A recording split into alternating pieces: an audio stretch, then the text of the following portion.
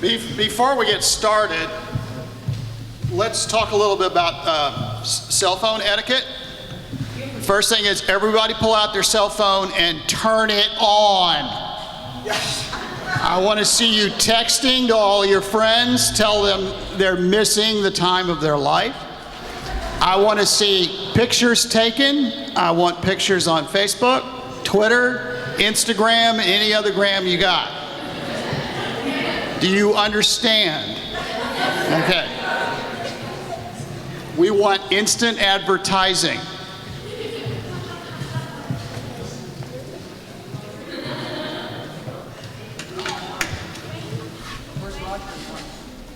They're coming. Could you flip my power on? Absolutely. Worse that way. Okay, here's the deal. Oh, there's people out there, Wayne. Here comes the people now. Here's the deal. Is there a program with sound, with words? Yes. Is that the front door? There is an orange sheet. One of these. It's the cheat sheet. If you have it, great. If you don't have it, look at your neighbors or steal it. Anytime you feel like singing, sing. Anytime you feel like dancing, dance. Is there anyone in the house who can clog? Anyone. Anyone. We're not Anyone at kidding. all. Just raise your hand. Dr. Wilson? Dr. Wilson? Can you clog? Cloggers. Well, if you can really clog, when you hear the fiddle and the flute play, get up on this stage and clog. Okay. I know that Larry Webb clogs. Okay.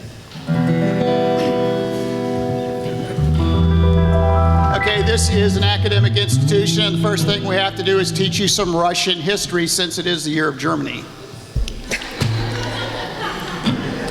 The Germans don't like the Russians because they came in World War II and stole all of their light bulbs. And intimate friend of the Tsar was I, a personal friend of the great Nikolai.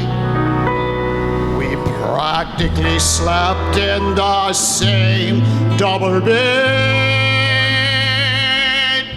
It was I at the foot and he at the head. But all that seems distant, and all that seems far from those glorious days at the palace of the Tsar, when I went shooting with Rasputin, a Farina with Tsarina, blitzes with the princes and the Tsar. Hey, hey, hey, we were sharing tea and carrying dip, banana in smetana, worse and worse around the samovar. Have you ever seen Russian dance dancing like that in your entire life?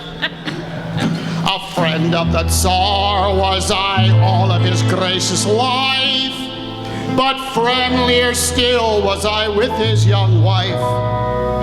We practically slept in the same double bed till the Tsar kicked me out and slept there instead.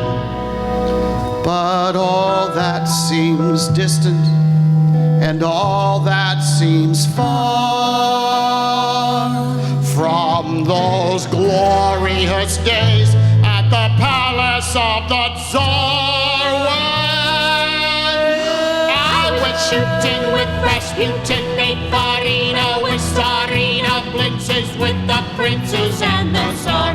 Hey, hey, hey, we were sharing tea and carrying dip, banana in smetana, worse and worse around the samovar. But one awful day, revolution broke out. I failed to see what the fuss was about. But after a while I bid Russia a goodbye. It was simply a case of Lenin or I. But all that seems distant and all that seems far from those glorious days at the palace of the Tsar, when I went shooting with Rasputin, ate Marina with Tsarina, blitzes with the princes and the Tsar. Hey, hey, hey, we were sharing tea and herring, dip banana and smetana, worst and worst around the samovar. The Reds took my dough, kicked me out in the cold. All I had left were some diamonds and gold. The Bolsheviks gave me the gate without pity.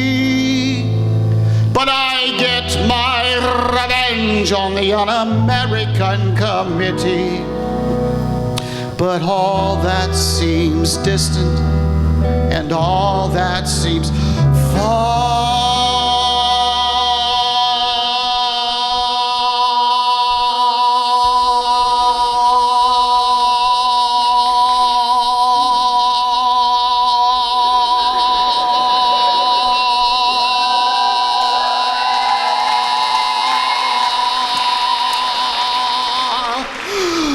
from those glorious days at the palace of the Tsar, when everybody twice I went shooting with Rasputin, ate Marina with Tsarina, blitzes with the princes and the Tsar.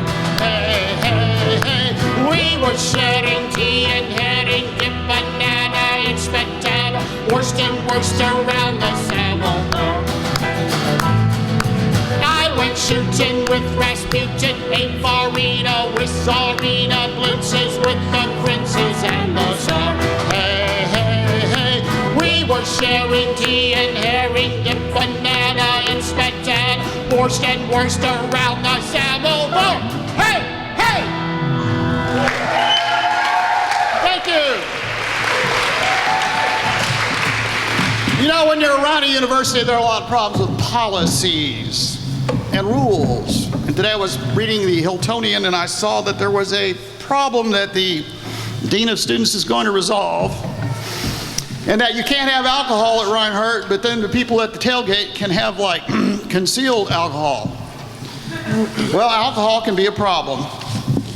And this is a song produced by a committee, and it's called The Drunk Professor. What do you do with a drunk professor? What do you do with a drunk professor? What do you do with a drunk professor? Early in the morning, hooray, and up she rises, hooray, and up she rises, hooray, and up she rises, early in the morning. Make him chair a search committee, make him chair a search committee, make him chair a search committee, early in the morning. Hooray, and up she rises, hooray, and up she rises, hooray, and up she rises, early in the morning. Make her read some freshman essays, make her read some freshman essays, make her read some freshman essays, early in the morning. Hooray, and up she rises, hooray, and up she rises, hooray, and up she rises, early in the morning. Make him drive to Alpharetta, make him drive to Alpharetta, make him drive to Alpharetta, early in the morning. Hooray, and up she rises, hooray, and up she rises, hooray, and up she rises, early in the morning. Make her take minutes at a Senate meeting, make her take minutes at a Senate meeting, make her take minutes at a Senate meeting, early in the morning. Hooray, and up she rises, hooray, and up she rises, hooray, and up she rises, early in the morning. Make him park behind the F-pack, make him park behind the F-pack, make him park behind the F-pack, early in the morning. Hooray, and up she rises. hooray, and up she rises, hooray, and up she rises early in the morning. Make her sing in shows like this one, make her sing in shows like this one, make her sing in shows like this one early in the morning. Hooray, and up she rises, hooray, and up she rises, hooray, and up she rises early in the morning. Again, hooray, and up she rises, hooray, and up she rises, hooray, and up she rises early in the morning.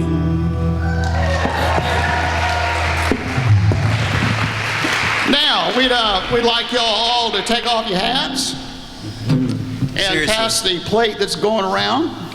There'll be one coming across here. And we'd like to sing number 77 in the You open up United Methodist Hymnal. Hymnals to page 93.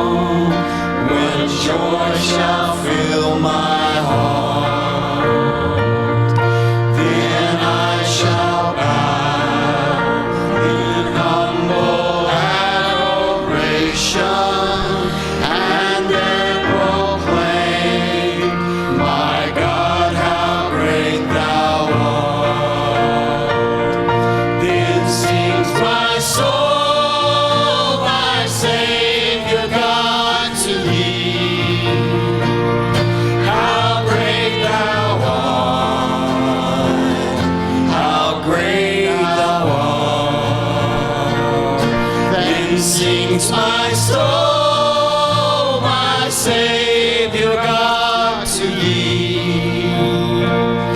How great thou art,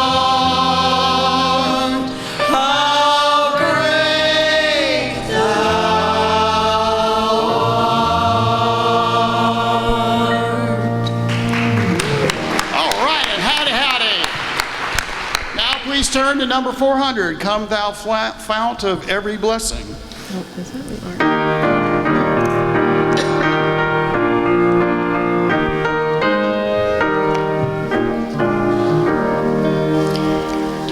Come thou fount of every blessing, to my heart to sing thy grace.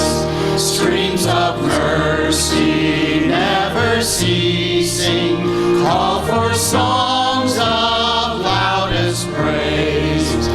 Teach me some melodious sonnet, sung by flaming tongues above.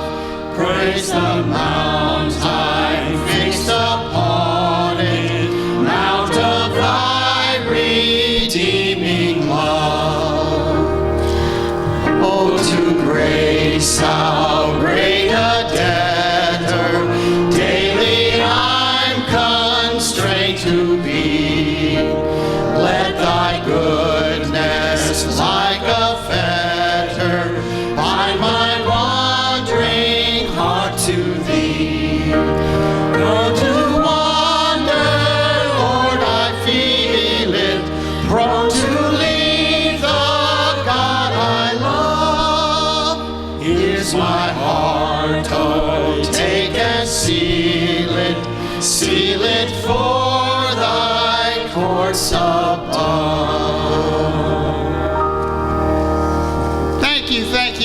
this time, I would like for the band and the cast to introduce themselves. Hi, I'm Wayne Lupton. Hi, I'm Mark. Nice to meet you. Hi, I'm Wayne Lupton. Nice to meet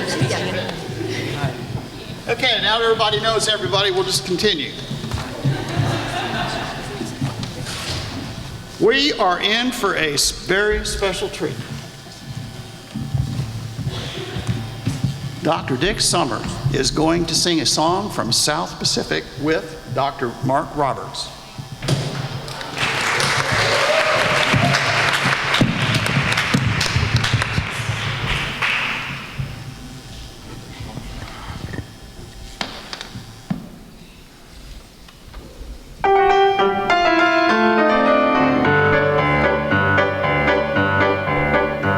We got sunlight on the sand, we got moonlight on the sea, we got mangoes and bananas we can pick right off the tree.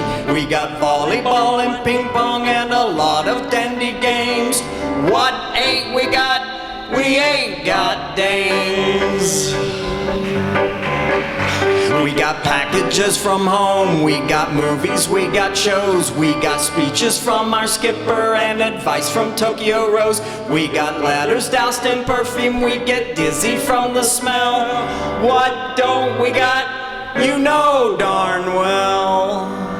We ain't got nothing to put on a clean white Suit for, What we need is what there ain't no substitute for.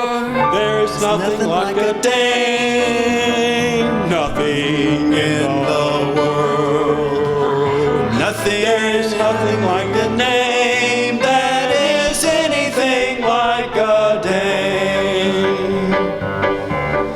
We feel restless, we feel blue, we feel lonely and then brief. We feel every kind of feeling but the feeling of relief. We feel angry as the wolf felt when he met Red Riding Hood. What don't we feel? We don't feel good. Lots of things in life are beautiful, but brother, there is one particular thing that is nothing whatsoever in any way, shape, or form like any other. Nothing else is built the same. Nothing in the world has That's a soft and wavy frame like a silhouette of a dame. Though suppose the Dame McBride or completely from flaws, or as faithful as a bird dog, or as kind as Santa Claus, it's a waste of time to worry over things they may have not. Be thankful for the things they've got.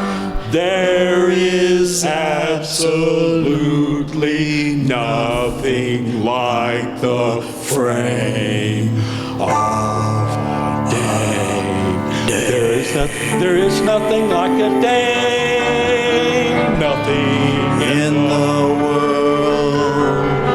There is nothing you can name that is anything like a dame. There are no books like a dame, and there's looks like a dame. There are no drinks like a dame, and nothing thinks like a dame, and nothing acts like a dame, or attracts like a dame. There ain't a thing that's wrong with any man here that can't be cured by putting him near a girlish, womanish, female, feminine dame.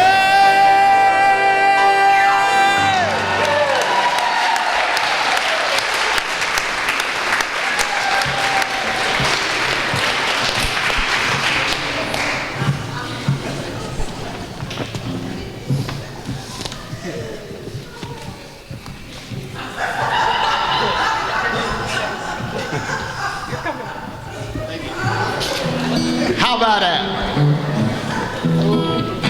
Now for something completely different. Is he not going to do this or what? Oh, we can do it. We can do it. It is now. He's just realizing. It's okay. Let him sing.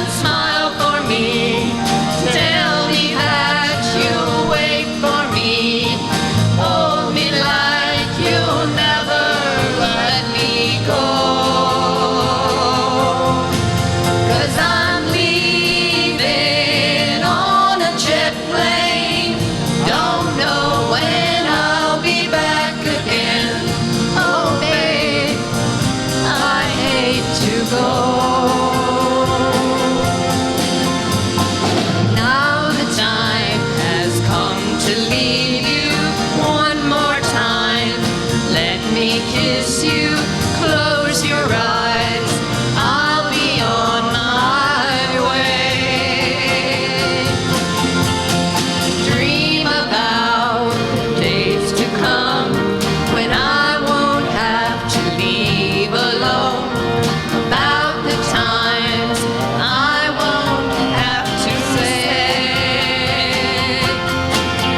So kiss me and smile for me, tell me that you'll wait for me, hold me like you'll never let me go.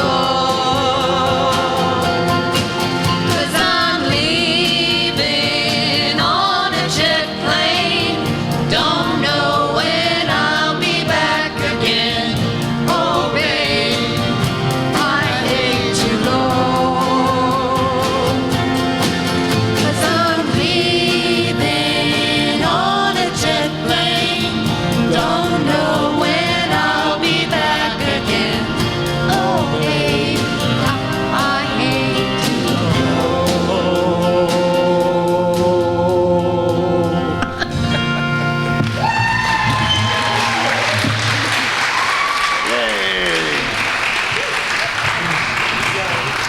And now for something completely even different her. More different.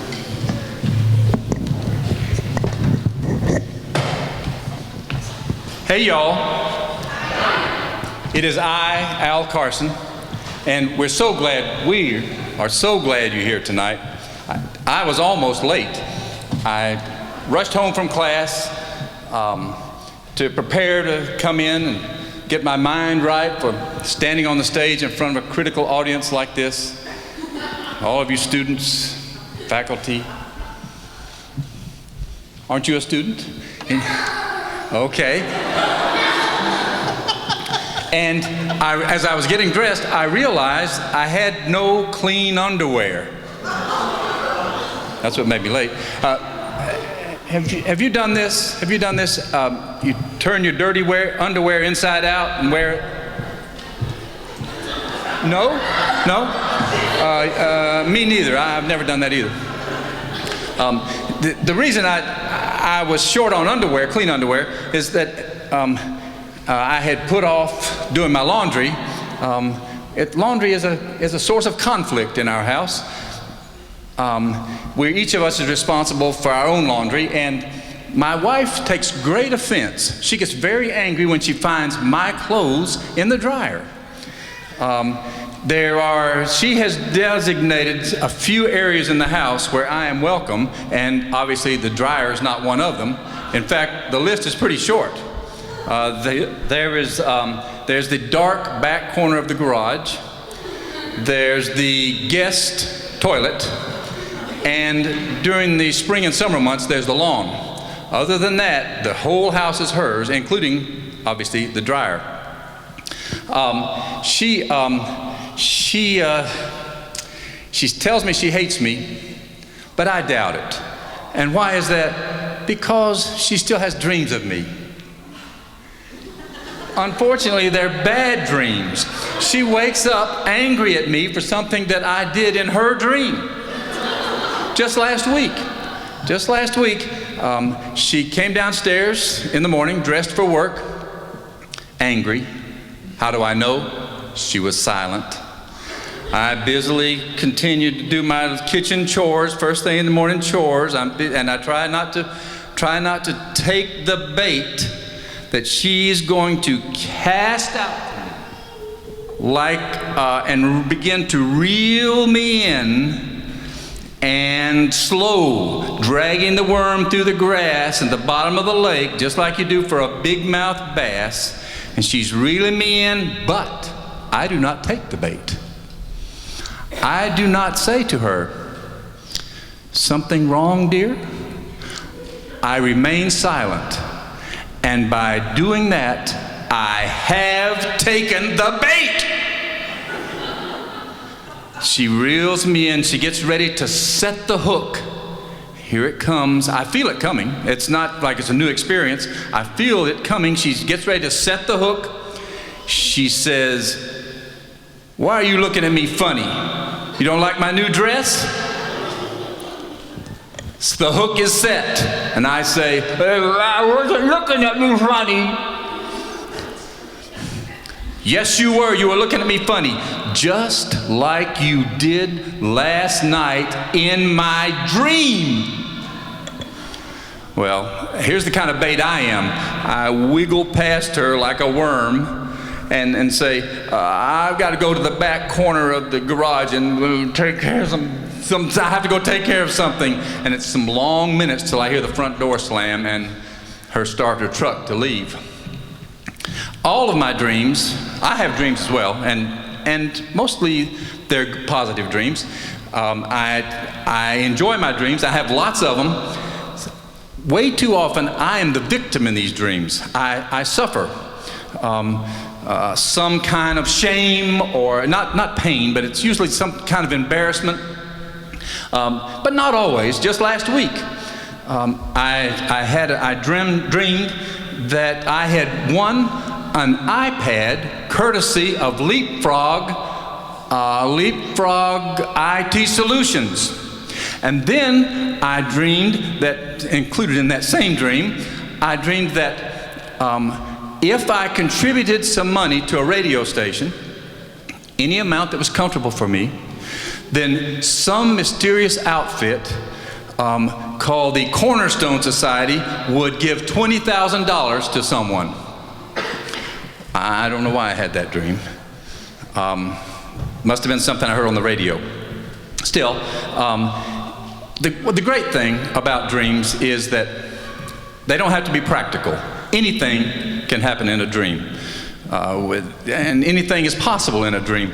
You can have an elephant jump out of a birthday cake. And you don't have to worry about where the elephant, how are you going to get an elephant? How are you going to get it into the house? And worse than that, how are you going to get it into the birthday cake? In a dream, anything's possible.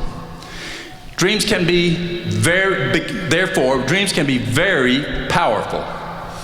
Last Friday, I had a dream that it was last Friday, and I dreamed that I went to Walmart to get a gallon of milk. I walked in, and all of the grocery shelves were empty. I went across to Publix, the same thing. Every shelf empty. I went back across the road to Kroger, all the shelves were bare. Back to my car, turn on the radio to that station, and I hear every grocery chain in America has emptied its shelves for one day to give 1 day's worth of food to all the people in the world who don't have enough to eat. I said it was just a dream, but they can be very powerful. Thank you.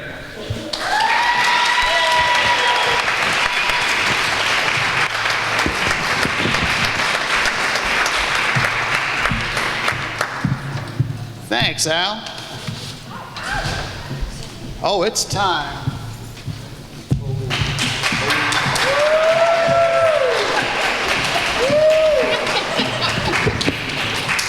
We are a special bunch, aren't we?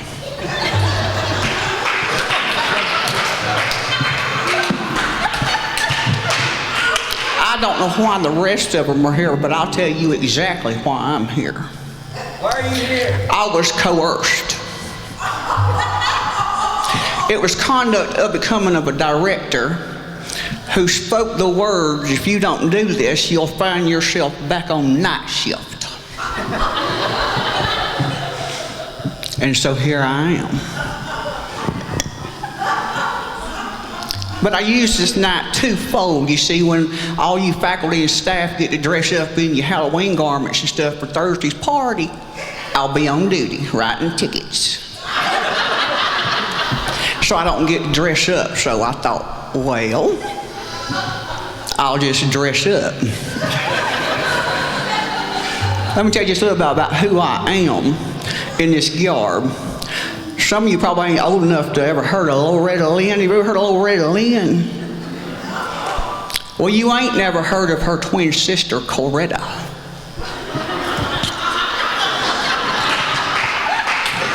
I did all the songwriting. I did all the babysitting. She even married the boyfriend I drug home. But I got stuck at home babysitting all the babies she was having. Never got no glory, no credit for nothing. But I'm here to tell you tonight I wrote every one of them. So I'm going to sing you a little ditty I wrote called Coal Miner's Daughter. You ever heard it? You're about to. Watch this. Hit it, boys. Slow, yeah. Well, I was born a coal miner's daughter in a cabin on a hill in Butcher Holler. We were poor, but we had love. Well, that's the one thing that Daddy made sure of. He shoveled coal to make a poor man's dollar.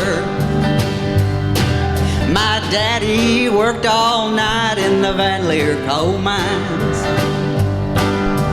and all day long in the fields of hoeing corn. Mommy'd rock the babies at night and read the Bible by the coal oil light. Then everything would start all over come break of morn. Daddy loved and raised 8 kids on a miner's pay, and Mommy'd scrub our clothes on a washboard every day. Well, I've seen her fingers bleed, but to complain there was no need. She'd smile at Mommy's understanding way. Well, in the summertime we didn't have shoes to wear, but in the wintertime we'd all get a brand new pair. From a mail order catalog, money made from selling a hog, Daddy'd always manage to get the money somewhere. Yeah, I'm proud to be a coal miner's daughter. I remember well the well where I drew water. The work we done was hard. At night we'd sleep 'cause we were tired. I never thought of leaving Butcher Holler, but a lot of things have changed since way back then, and it's so good to be back home again. Not much left but the floors. Nothing lives here anymore except the memories of this coal miner's daughter.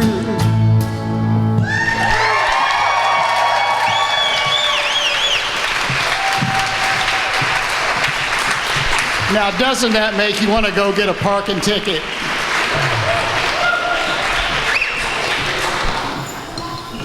This is your last chance to volunteer to clog. Well, maybe your next to last chance. Okay.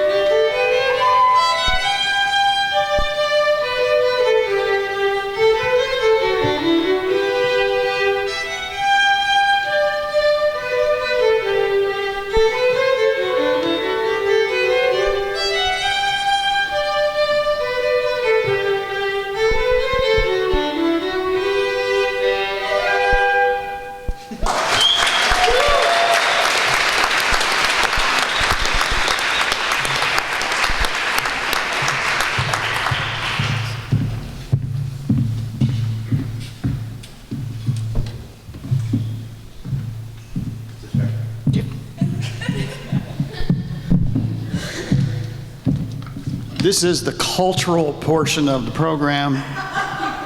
You're about to hear a story from an actual book. I'm all about changing culture, so that's good.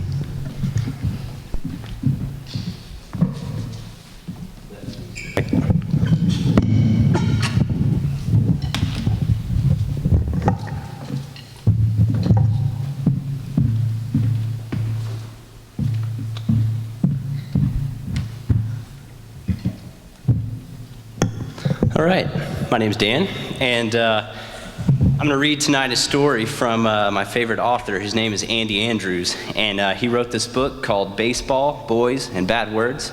It does remind me a bit of my childhood, but it is a true story from his, so I hope you'll enjoy it like I do.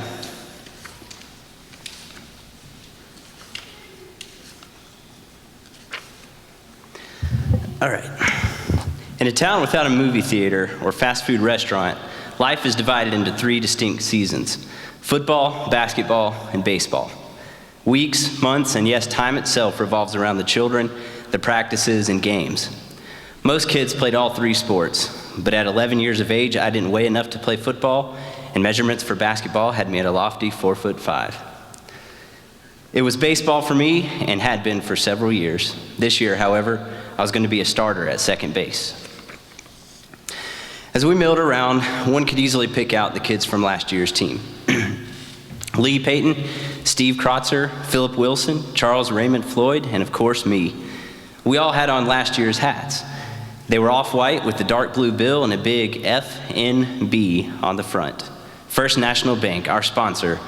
They'd be giving everyone new hats this year. We knew that, but in the meantime, we wanted to be sure that our new coach could tell the veterans from the rookies. None of us had met our new coach. His name was Mr. Simpson. He was, we were told, new to the area. New to the area and new in town were 2 different things. If someone was new in town, that generally meant they had moved from some place we had heard of and probably still were within driving distance of their cousins. New to the area, however, was a hint that this person was from the north. Living, as we did in the southern part of Alabama, north to me was Birmingham. At the time, I suppose I was somewhat suspicious of people from the north. To be certain, it was a tiny distinction, yet the phrase brought visions of Vikings and pillaging to my mind. This created an intense curiosity about Mr. Simpson, almost a feeling of danger. After all, I'd been told more than once that these people could be nice, but they were different. The word different was always articulated with a pause and eyebrows raised. Mr. Simpson parked his station wagon and gathered the equipment from the back. Bats, balls, catcher's gear. Yep, it was all there. We were watching him from the backstop as if he were some wild animal at the zoo. We noticed a boy with him. The boy had red hair and more freckles than I had seen on any human since my Aunt Nancy Jane, and she had freckles on her fingernails. The boy, we figured, was the coach's son, since Mr. Simpson also had red hair and more than his share of freckles. "Hi, boys," Mr. Simpson said as he dumped the equipment near home plate. "My name is Hankin Simpson, and I'm your new coach." I glanced to my right. Kevin Perkins was smirking and looking at me. Kevin was kind of a smart aleck, and I knew what he was thinking. Hankin? Where did he come from? Placing his hand on the shoulder of the red-headed boy, Mr. Simpson continued, "I want you to meet my son. This is Hankin Jr." I didn't dare look at Kevin. I didn't need to. I could hear him smirking from where I was. "Now, boys," the coach continued, "I'm new to the area." Well, I thought, that explains Hankin. "But I'm sure," he said, "that it's going to be a great season, okay? Okay, now before we begin to practice, take a rap." And with that, he clapped his hands and busied himself arranging the equipment. We shuffled our feet and looked at each other. What, we wondered, did he want us to do? Take a what? A rap. What was a rap? Hankin Jr., we saw, had begun to trot around the field, and figuring that he knew what he was doing, we trotted after him. "Rap is a northern word," whispered Philip as we jogged along. "It means to run." I wasn't sure whether to believe him or not. Kevin was a smart aleck, but Philip Wilson made things up. He was what 5-year-olds called a storyteller, what we called a fibber, and what adults called a liar. He could look you right in the eye, tell you a fib, and would be so convincing that you never doubted a word he said. I kept him as a friend because I'd heard my dad tell Mom one day that Philip was certain to become president. Back at home plate, all out of breath from running a rap, we gathered around Mr. Simpson, quite sure that he would now assign positions. We veterans thrust our caps toward his face, a virtual sea of FNBs, silently pleading with the man not to look at one of us and say, right field. Since time began, all Little Leaguers have had a fear of right field. There are 9 positions on a baseball diamond, and in the glamour department, right field ranks dead last. Most batters are right-handed and hit the ball to left field. Therefore, a coach who wants to avoid long losing streaks will naturally put his weakest player in right. I'd had my brush with this humiliation 2 years earlier as the weak link for Henley's hardware store, green hat, white H. Standing in right field game after game with nary a ball hit my way, I never believed the adults who told me I was an integral part of the team.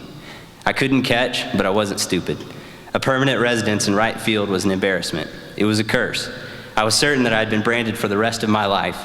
I could imagine myself as a grown-up going to a job interview and being told, "We're sorry, but there's just no place for you at NASA. We see on your record that you played right field." "Boys," Mr. Simpson began, "we're going to be winners this year. I'm excited about this team. Before we get going, I want to check you out on certain positions. Don't worry if you're new to the game. On my team, everyone gets to pray." Excuse me? Did he just say pray? I looked at Steve Krotzer. He was jabbing Charles Raymond Floyd in the ribs. Lee Payton was jabbing Kevin, and Philip jabbed me. "I know this is just practice," the coach continued, "but no matter what, I want you to pray your hearts out." This team, I thought, is in trouble. Either someone had told our new leader that last year we lost 17 out of 23 games, or he took one look at us and decided that we were a bunch of rejects. What it boiled down to, I was beginning to believe, was that if we were to have any chance of winning a winning season, Mr. Simpson had settled on prayer as our only hope. 30 minutes later, we were in positions that would be ours, more or less, for the rest of the season. I was at second base, so I was happy. Steve was at first, Kevin at third, Lee was our catcher, and Charles Raymond stood in right field with the other kids who couldn't catch. Philip Wilson, meanwhile, pouted at shortstop. He wanted to pitch. Actually, we wanted him to pitch too, but as soon as we had seen that there was a Hankin Simpson Jr., we knew that he would not. Every member of First National Bank was acutely aware of that age-old Little League law. If the coach has a son, the team has a pitcher. This has become such an accepted part of coaching methodology that it is no longer questioned. A Little League coach is usually the father of one of the players, and he always has a blind spot where his child is concerned. Can the kid throw strikes? Has he got a curveball? Does he trip over his own feet? None of that really matters. He's the coach's son. Put him on the mound. He's a pitcher. We practiced hard that day, trying to show Mr. Simpson our stuff. We dove for grounders, swung for the fence, and generally showed as much hustle as we could muster. We didn't seem to be a vastly improved team from the year before. I blew a sure double play. Our new pitcher was throwing the ball over the backstop, and Charles Raymond got hit in the head by a pop fly and cried. Coach Simpson didn't say much, but when he did, he was still saying things we didn't understand. "Take another rap. Pray hard. Pray hard." We were a confused group of kids. It was at the end of practice, however, during the compulsory pep talk, when everything became crystal clear. "There's one thing about this game you can count on," he said.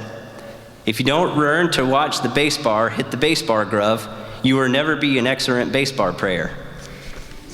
Well, we were stumped. After 2.5 hours of total darkness, we suddenly understood. A rap? Pray?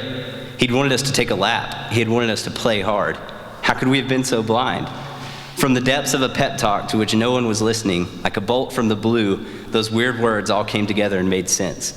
Certain words from his last sentence jumped out at us like sparks from a bonfire. Blah, blah, blah, rern, blah, blah, base bar, blah, blah, base bar glove, blah, blah, whir, blah, blah, blah, excellent base bar prayer. It was now an undeniable fact that had become apparent to us all in one fell swoop. Coach Simpson could not say his L's. We stood silently exchanging furtive glances as Hankin Jr. and Sr. got in the car and drove away.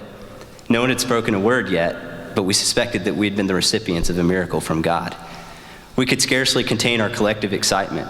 To a group of 11-year-old boys, nothing beats having a human target at which to laugh. Double the fun if the boys are able to mimic the target, and triple if the unfortunate target happens to be an adult. Kevin was smirking again. We shuffled around and snickered a bit, then it started. Charles Raymond: "I'm a base bar prayer." Steve: "No, you ain't. You're a right fielder."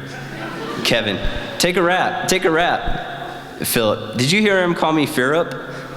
Lee: "Coach Simpson, I like him. I really do." And so it continued until we were exhausted. Finally able to breathe at last, we lounged in the dirt around home plate. Philip spoke first, this time seriously. "I think he's Oriental," he said. "Oriental people use the letter R in the place of the letter L when they speak English because they don't have the letter L in their own language. That's why he does it. Coach Simpson is Oriental. Remember? He said he was new to the area. He's Oriental." "Oriental?" Charles Raymond asked. "Isn't that when you know your way around?" Kevin smirked. "No, Stoop. He means Japanese, right?" Kevin glanced my way. I wanted to tell Philip that I'd never seen a 6'3", 240-pound, red-headed, freckled-faced Japanese guy before. That's what I wanted to say, but Philip was looking at me with such an air of self-confidence that I knew the truth did not stand a chance against such a convincing opponent. I was about to give it a try anyway when Lee suddenly giggled. "What?" we demanded. "I was just thinking," Lee said as he tried to talk through his laughter. "I was just thinking that this year sometime, I'm going to be round in third." He stopped and laughed. "I'm going to be round in third, headed toward this here home plate," and he was really laughing now. "Tell us," we urged. "I'm going to be headed toward this here home plate, and Coach Simpson's going to yell, 'Stride, Ree, stride!'" We never mentioned the Oriental theory again. Kevin told me privately one day that he thought Philip was full of mess. I took that to be Kevin's way of saying that he didn't believe Coach Simpson was Japanese either. Not that it would have mattered. One of our best friends, Peter Chin, was Japanese. He said his L's perfectly, except, of course, when he was mimicking Coach Simpson with us.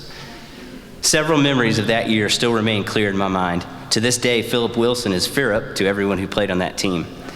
And no one has forgotten the game that Lee Payton rounded third, headed for home, and fell down laughing before he got there because Coach Simpson really did yell, "Stride, Ree, stride." If I had to choose one capsule of time during that season to carry with me the rest of my life, it would have to be the day that Steve Krotzer got kicked off the team. Maybe kicked off is too harsh. Actually, he was transferred to another team because the league president found that Steve's family was living in another district. It was a messy situation. Steve had played with us for 4 years, 2 years on Henley's hardware store and 2 with First National Bank.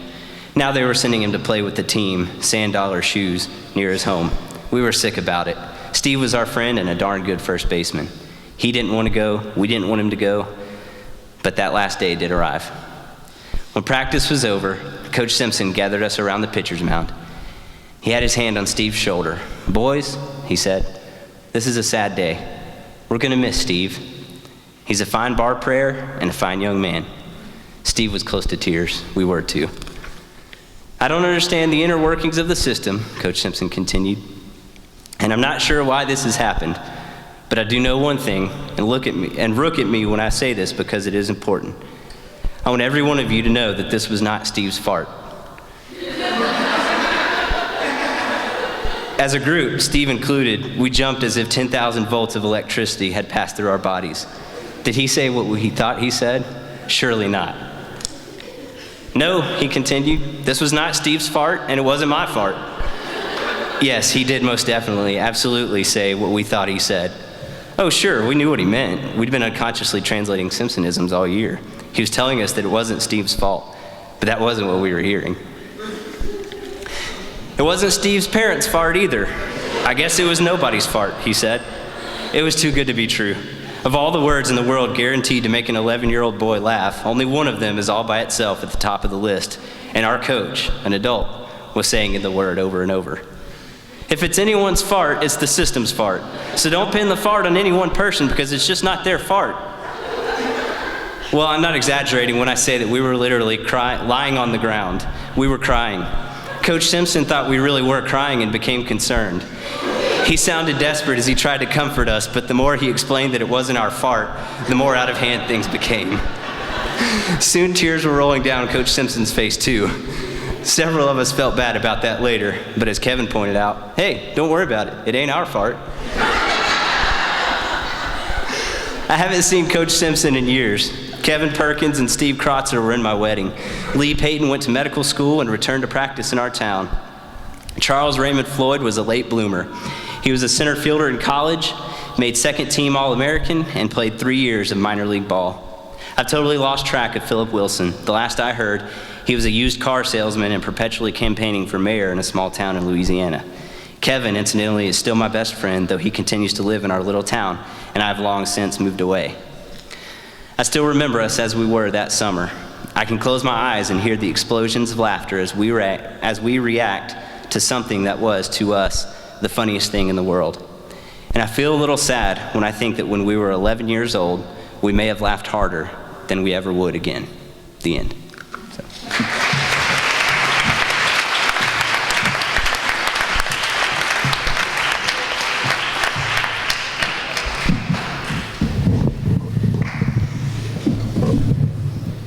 I told you it was cultural.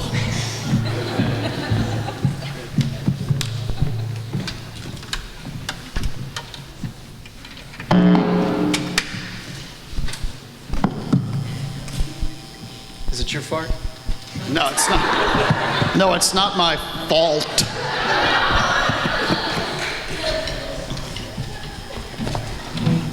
It's never my fault.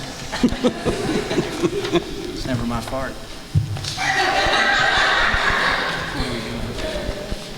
Program says this.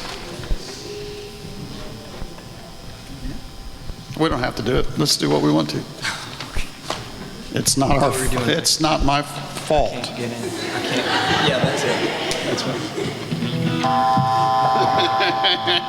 You ready?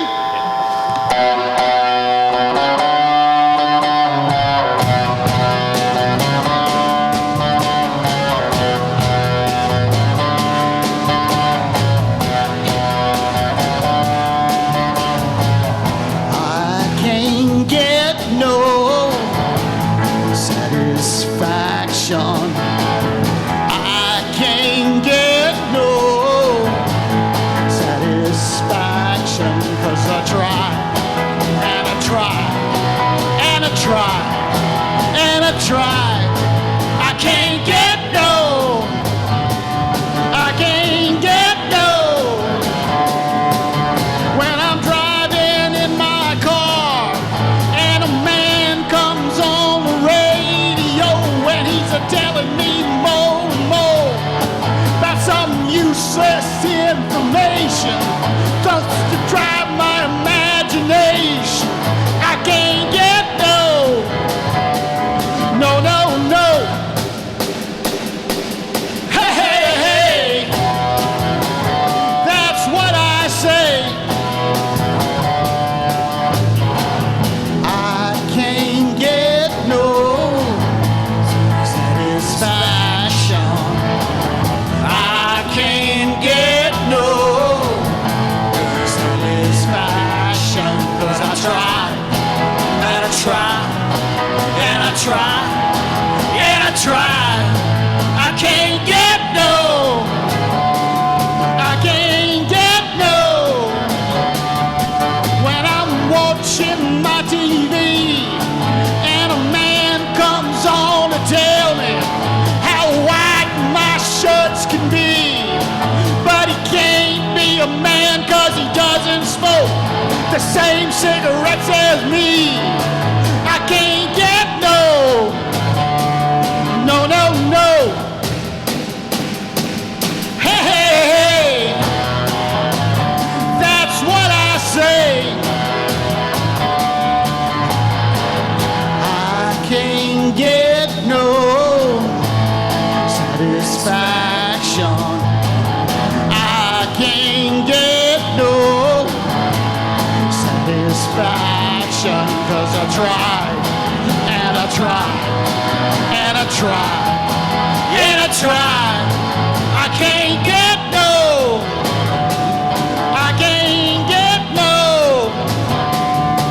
When I'm driving around the world and I'm doing this and I'm signing that and I'm trying to make some girl who tells me, baby, better come back later next week. Can't you see I'm on a losing streak? I can't get no, no, no, no. Hey, hey, hey, that's what I say. I can't get no, I can't get no satisfaction, no satisfaction, no satisfaction, no satisfaction, no satisfaction.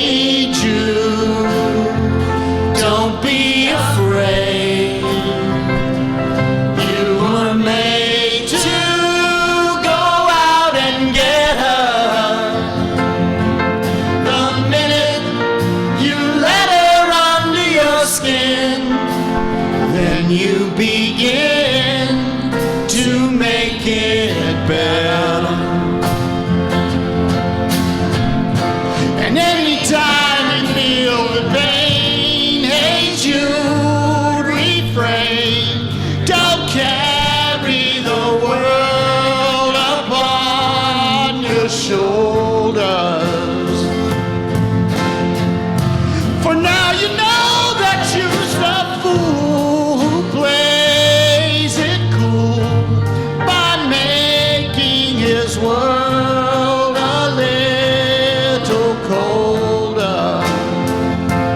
Da da da da da da da da. Hey Jude, don't let me down. You have found her, now go and get her. Remember to let her into your heart, then you can start to make it better. So let it out and let it in. Hey Jude, begin. You're waiting for someone to perform with. And don't you know that it's just you? Hey Jude, you'll do the movement you need is on your shoulder. Da da da da da da da da. Hey Jude, don't make it bad. Take a sad song and make it better. Remember to let her under your skin, then you'll begin to make it better, better, better, better, better, better.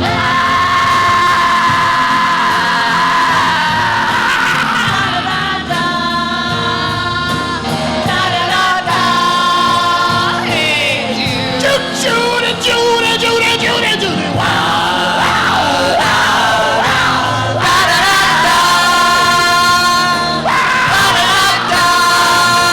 Hey Jude, Jude, Jude, Jude, Jude. Wanna hold your hand.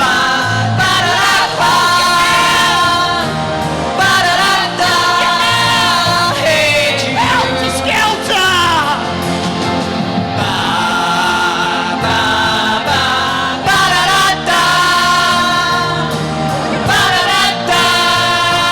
Hey Jude, Jude, Jude, Jude, Jude, Jude.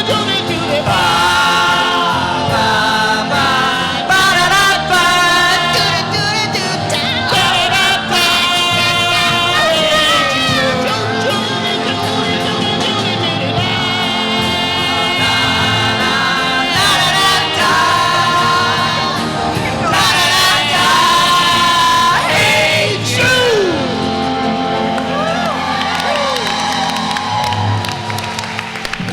All right, let's get out of here, right?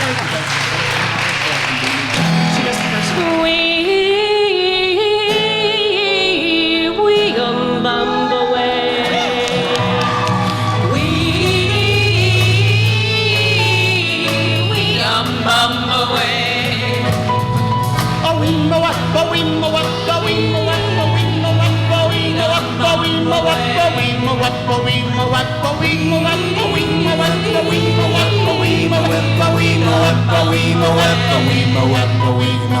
In the jungle, the mighty jungle, the lion sleeps tonight. In the jungle, the quiet jungle, the lion sleeps tonight.